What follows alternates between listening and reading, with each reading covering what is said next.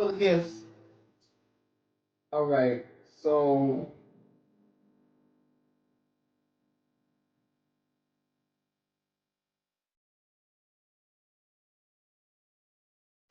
and what happened, Miss Evans, on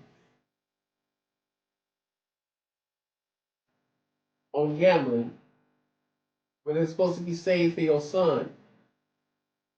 Make this make sense to me, sir.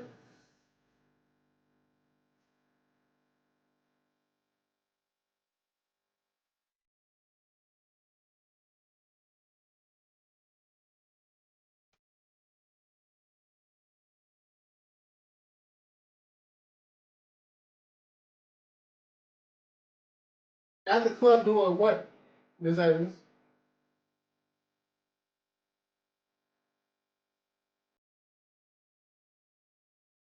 Wait, so you mean to